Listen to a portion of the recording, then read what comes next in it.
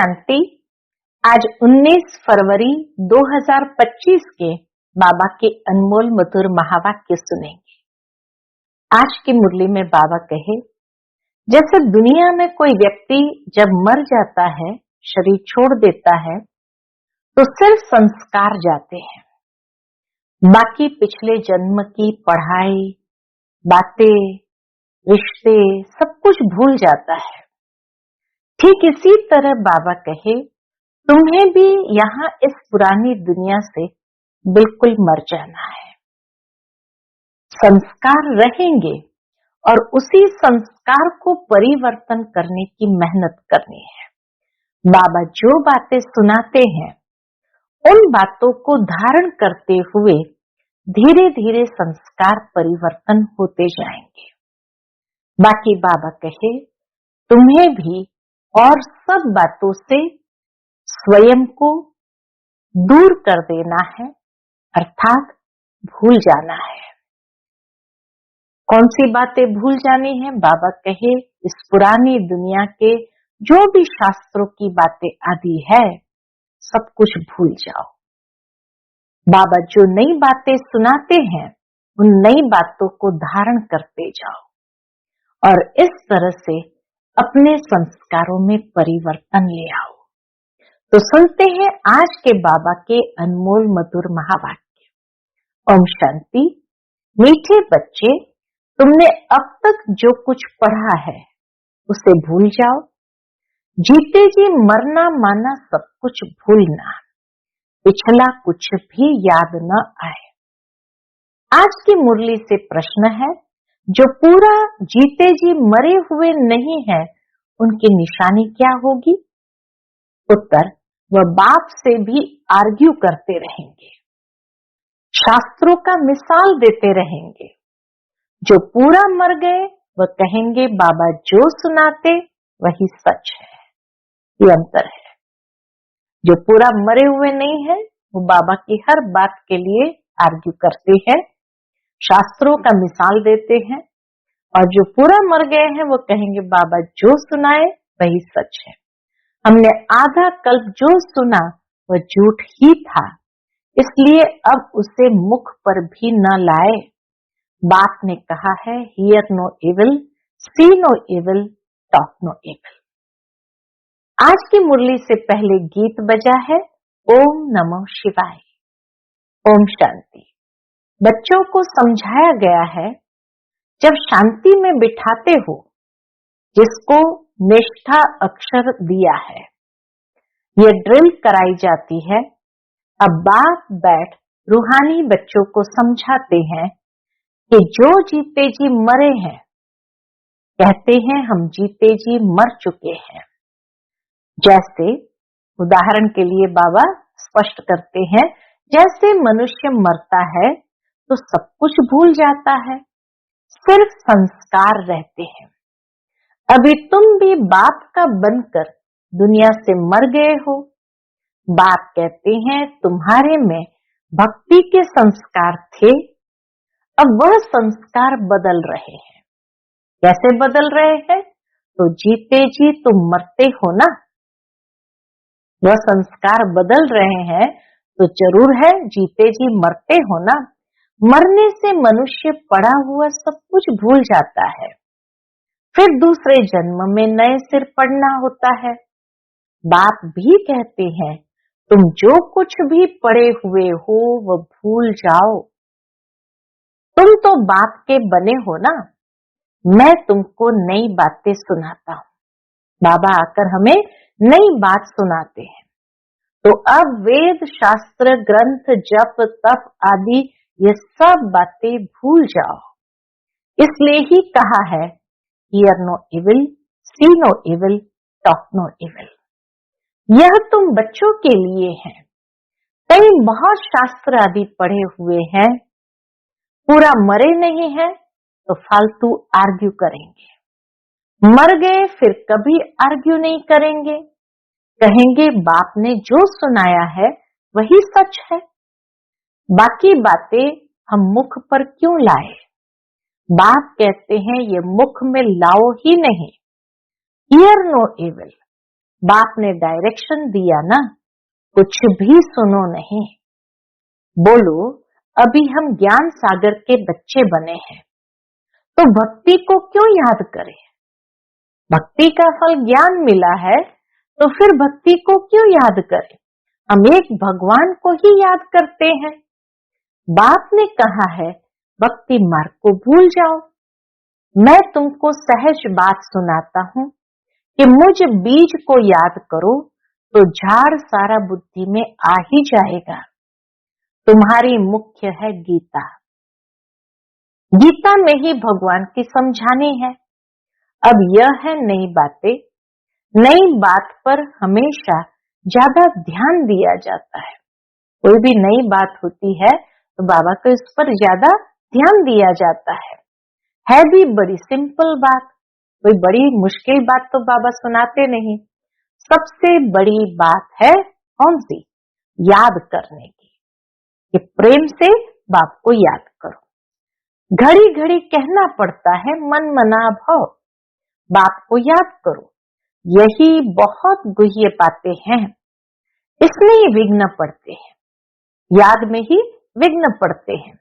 बहुत बच्चे हैं जो सारे दिन में 2 मिनट भी याद नहीं करते, बाप का बनते भी अच्छा कर्म नहीं करते तो याद भी नहीं करते, विकर्म करते रहते हैं। बुद्धि में बैठता ही नहीं है तो कहेंगे ये बाप की आज्ञा का निरादर है। अगर बुद्धि में बैठता ही नहीं है तो यह भी बाप की आज्ञा का निरादर है। पढ़ नहीं सकेंगे। क्यों नहीं पढ़ सकते हैं? क्योंकि बाबा कहे अच्छे कर्म नहीं करते, विकर्म करते रहते हैं, तो बुद्धि में कैसे बैठेगा? और इसलिए बाबा की आज्ञा का भी, श्रीमत का भी निरादर होता है। फिर पढ़ भी नहीं सकेंगे, वह ताकत नहीं मिलती है। सारा कनेक्शन कितना सुंदर बाबा ने समझाया कि अच्छा कर्म नहीं करते तो याद भी नहीं कर सकते हैं, विकर्म करते हैं तो बाबा जो समझाते बुद्धि में बैठेगा नहीं, फिर बाबा की श्रीमत का निरादार होगा। फिर बाबा जो पढ़ाते हैं पढ़ नहीं सकेंगे तो आत्मा को ताकत नहीं मिलती। जिस्मानी पढ़ाई से भी बल मिलता है ना। पढ़ाई है सोर्स ऑफ इनकम। शरीर निर्वाह होता है सो भी अल्पकाल के लिए। कई पढ़ते पढ़ते मर जाते हैं तो वो पढ़ाई थोड़ी साथ ले जाएंगे। दूसरा जन्म ले फिर नए सिर पढ़ना पड़े। यहाँ तो तुम जितना पढ़ेंगे वह साथ ले जाएंगे, क्योंकि तुम प्रारब्ध पाते हो दूसरे जन्म में। बाकी तो वह सब है ही भक्ति मार्ग। क्या क्या चीजें हैं ये कोई नहीं जानते। रूहानी बाप तुम रूहों को बैठ ज्ञान देते हैं। एक ही बार बाप सुप्रीम रूह आकर रूहों को नॉलेज देते हैं, जिससे विश्व के मालिक बन जाते हो। भक्ति मार्ग में स्वर्ग थोड़ी होता है। अभी तुम धनी के बने हो। माया कई बार बच्चों को भी निधन का बना देती है। ये माया का काम है निधन का बनाना, लेकिन अभी हम धनी का बन गए हैं। छोटी छोटी बातों में आपस में लड़ पड़ते हैं। बाप की याद में नहीं रहते तो निधन के हुए ना। निधन का बना तो जरूर कुछ न कुछ पाप कर्म कर देंगे। बाप कहते मेरा बनकर मेरा नाम बदनाम न करो। एक दो से बड़ा प्यार से चलो। एक दो से बड़ा प्यार से चलो। उल्टा सुल्टा बोलो मत। इतनी बाबा की शिक्षा भरी बातें हैं। बाप को ऐसी ऐसी अहल्याएं, कुब्जाएं, भीलनियों का भी उद्धार करना पड़ता है। कहते हैं भीलनी के बेर खाए, दिखाते ना रामायण में, ये शबरी के बेर खाए। अब ऐसे ही भीलनी के थोड़ी खा सकते हैं। भीलनी से जब ब्राह्मणी बन जाती है तो फिर क्यों नहीं खाएंगे? इसलिए ब्रह्मा भोजन की महिमा है। शिव बाबा तो खाएंगे नहीं, वह तो अभोक्ता है। बाकी यह रथ तो खाते हैं ना। तुम बच्चों को कोई से आर्ग्यू करने की दरकार नहीं। हमेशा अपना सेफ साइड रखना चाहिए। अक्षर ही दो बोलो, शिव बाबा कहते हैं। शिव बाबा को ही रुद्र कहा जाता है। रुद्र ज्ञान यज्ञ से विनाश ज्वाला निकली तो रुद्र भगवान हुआ ना।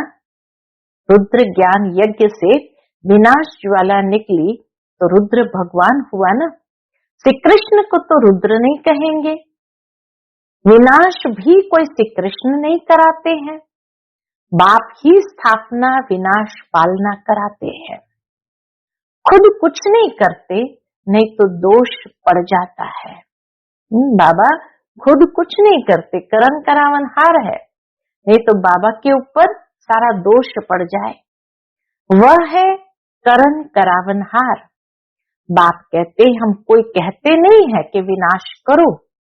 ये सारा ड्रामा में नूंदा हुआ है। अपने समय पर सब कुछ एक्यूरेट चलता है। शंकर कुछ करता है क्या? कुछ भी नहीं।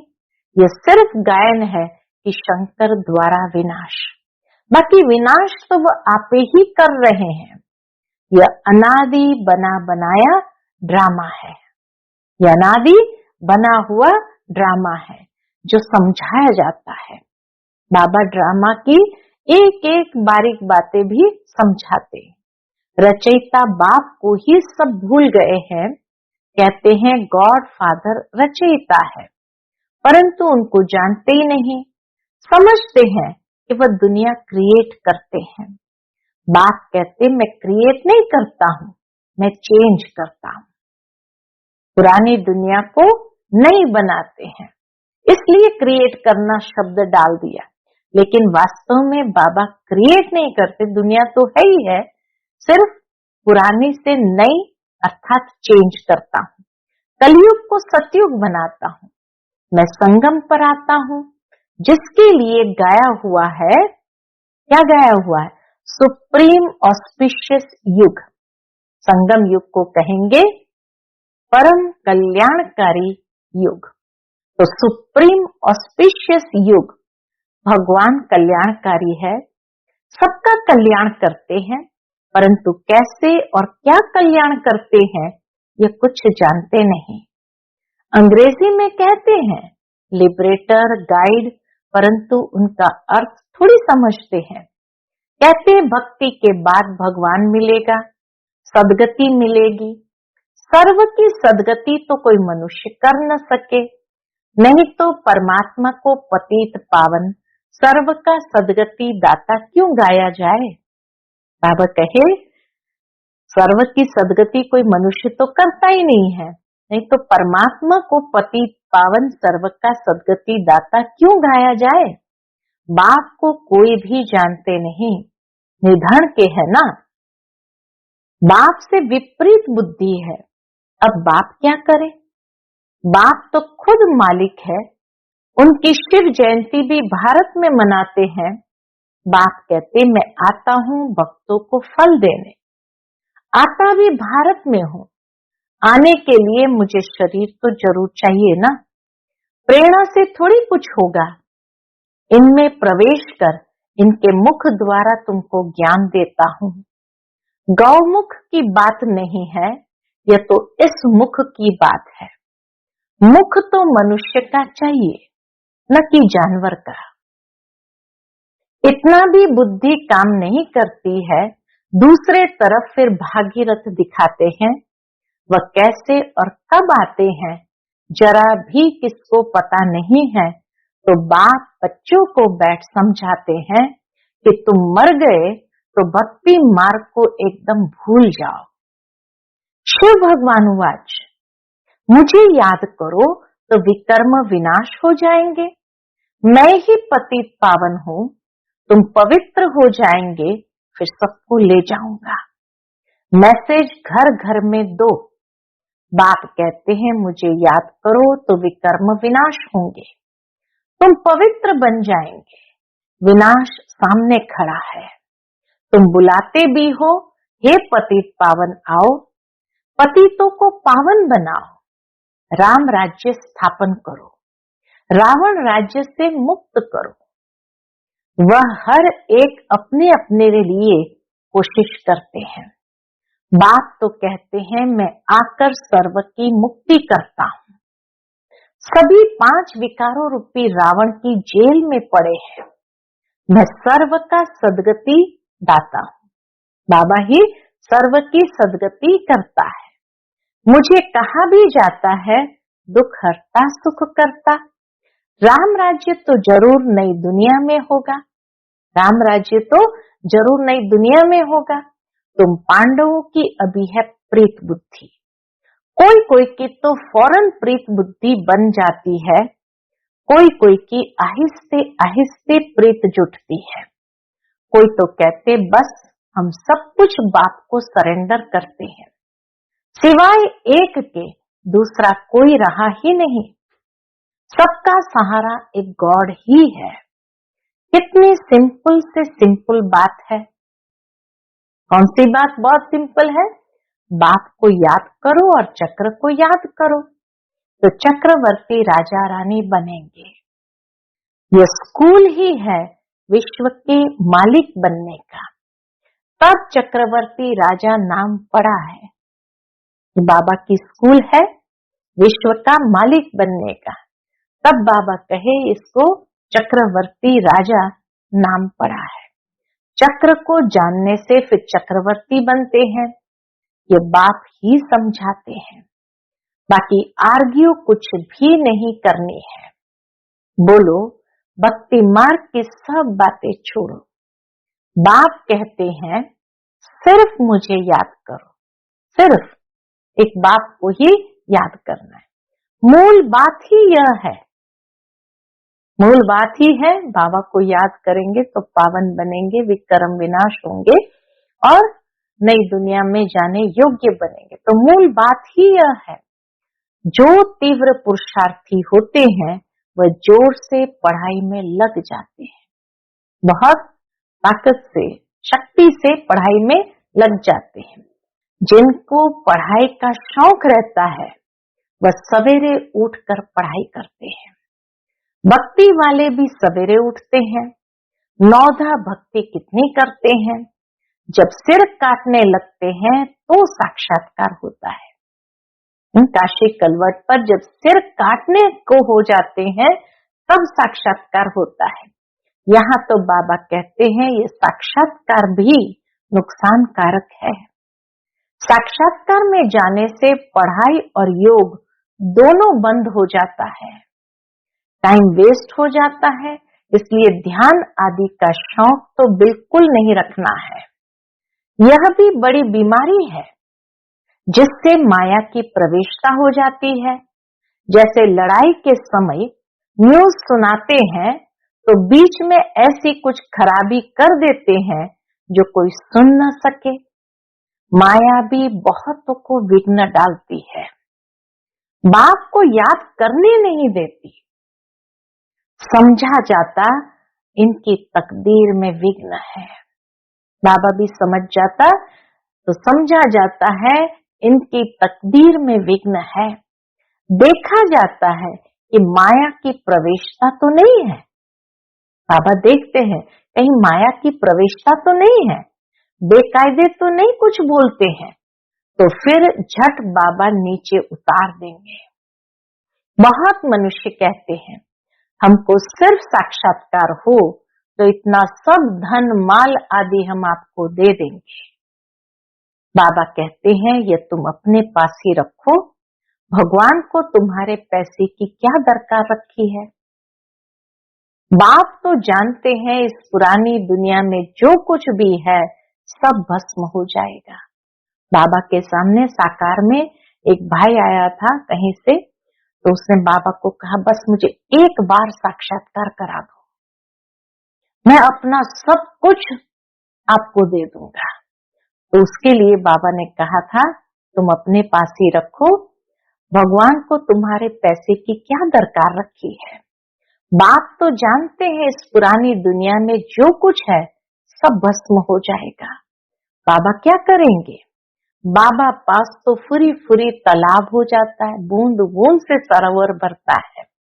बाप के डायरेक्शन पर चलो, हॉस्पिटल कम यूनिवर्सिटी खोलो, जहां कोई भी आकर विश्व का मालिक बन सके। 3 पैर पृथ्वी में बैठ तुमको मनुष्य को नर से नारायण बनाना है। बाबा कहते 3 पैर पृथ्वी पर बैठो और मनुष्य को नर से नारायण बनाना है, परंतु 3 पैर पृथ्वी के भी नहीं मिलते हैं। बाप कहते हैं मैं तुमको सभी वेद शास्त्रों का सार बताता हूँ। ये शास्त्र है सब भक्ति मार्ग के। बाबा कोई निंदा नहीं करते हैं, ये तो खेल बना हुआ है, ये सिर्फ समझाने के लिए कहा जाता है तो फिर भी खेल ना। खेल की हम निंदा नहीं कर सकते हैं। हम कहते हैं ज्ञान सूर्य ज्ञान चंद्रमा, तो फिर वह चंद्रमा आदि में जाकर ढूंढते हैं। ज्ञान सूर्य ज्ञान चंद्रमा, तो वो जाकर स्थूल चंद्रमा में ढूंढते हैं। वहां कोई राजाई रखी है क्या?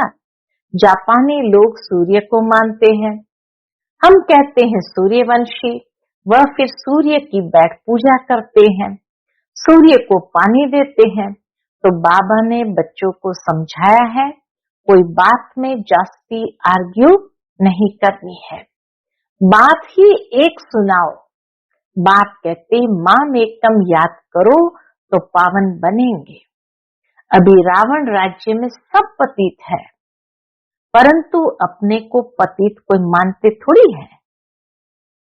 बच्चे, तुम्हारी एक आंख में शांति धाम, एक आंख में सुख धाम, बाकी इस दुख धाम को भूल जाओ। आज सारी मुरली में बाबा ने जीते जी मर जाओ, पुरानी बातों को भूल जाओ, शास्त्रों की बातों को भूल जाओ, इस दुख धाम को भूल जाओ। तुम हो चैतन्य लाइट हाउस। अभी प्रदर्शनी में भी नाम रखा है भारत द लाइट हाउस, लेकिन वह कोई थोड़ी समझेंगे। तुम अभी लाइट हाउस हो ना, बोर्ड पर लाइट हाउस टिम्बर को रास्ता बताते हैं। तुम भी सबको रास्ता बताते हो, कहाँ का? मुक्ति और जीवन मुक्ति धाम का। जब कोई भी प्रदर्शनी में आते हैं तो बहुत प्रेम से बोलो गॉड फादर तो सबका एक है ना। गॉड फादर या परम पिता कहते हैं कि मुझे याद करो, तो जरूर मुख द्वारा कहेंगे ना। ब्रह्मा द्वारा स्थापना, हम सब ब्राह्मण ब्राह्मणियां हैं, ब्रह्मा मुख वंशावली। तुम ब्राह्मणों की वह ब्राह्मण भी महिमा गाते हैं, ब्राह्मण देवताय नमः। ऊंच से ऊंच है ही एक बाप, वह कहते हैं मैं तुमको ऊंच से ऊंच राजयोग सिखाता हूँ, जिससे तुम सारे विश्व के मालिक बनते हो। वह राजाई तुमसे कोई छीन न सके। भारत का विश्व पर राज्य था, भारत की कितनी महिमा है, अभी तुम जानते हो कि हम श्रीमत पर यह राज्य स्थापन कर रहे हैं। वो कहते हैं हम श्रीमत पर यह राज्य स्थापन कर रहे हैं। अच्छा, मीठे मीठे सिकिलिधे बच्चों प्रति माता पिता बाप दादा का याद प्यार और गुड मॉर्निंग। रूहानी बाप की रूहानी बच्चों को नमस्ते। हम सभी रूहानी बच्चों की रूहानी माता पिता बाप दादा को याद प्यार गुड मॉर्निंग और नमस्ते नमस्ते। शुक्रिया बाबा, शुक्रिया। आज की मुरली से धारणा के लिए मुख्य सार है। पहली पॉइंट, तीव्र पुरुषार्थी बनने के लिए पढ़ाई का शौक रखना है। सवेरे सवेरे उठकर पढ़ाई पढ़नी है, साक्षात्कार की आश नहीं रखनी है, इसमें भी टाइम वेस्ट जाता है। दूसरी पॉइंट, शांति धाम और सुख धाम को याद करना है, इस दुख धाम को भूल जाना है। किसी से भी आर्ग्यू नहीं करनी है, प्रेम से मुक्ति और जीवन मुक्ति धाम का रास्ता बताना है। आज का बाप दादा का मधुर वरदान हम बच्चों के प्रति है, सदा सुखों के सागर में लवलीन रहने वाले अंतर्मुखी भव। सदा सुखों के सागर में लवलीन रहने वाले अंतर्मुखी भव। कहा जाता अंतर्मुखी सदा सुखी। जो बच्चे सदा अंतर्मुखी भव का वरदान प्राप्त कर लेते हैं, वह बाप समान सदा सुख के सागर में लवलीन रहते हैं। सुखदाता के बच्चे स्वयं भी सुखदाता बन जाते हैं। सर्व आत्माओं को सुख का ही खजाना बांटते हैं। तो अब अंतर्मुखी बन ऐसी संपन्न मूर्ति बन जाओ, जो आपके पास कोई भी किसी भी भावना से आए, अपनी भावना संपन्न करके जाए। जैसे बाप के खजाने में अप्राप्त कोई वस्तु नहीं, वैसे आप भी बाप समान भरपूर बनो। आज का स्लोगन है, रूहानी शान में रहो तो कभी भी अभिमान की फीलिंग नहीं आएगी। रूहानी शान में रहो तो कभी भी अभिमान की फीलिंग नहीं आएगी। आज का अव्यक्त इशारा है, एकांत प्रिय बनो, एकता और एकाग्रता को अपनाओ। अपने को सदैव अंडरग्राउंड अर्थात अंतर्मुखी बनाने की कोशिश करो। अंडरग्राउंड भी सारी कारोबार चलती है, वैसे अंतर्मुखी होकर भी कार्य कर सकते हैं। अंतर्मुखी होकर के कार्य करने से एक तो विघ्नों से बचाव, दूसरा समय का बचाव, तीसरा संकल्पों का बचाव व बचत हो जाएगी। एकांतवासी भी और साथ साथ रमणीकता भी इतनी ही हो, बैलेंस हो। एकांतवासी भी और साथ साथ रमणीकता भी इतनी ही हो। अच्छा, ओम शांति।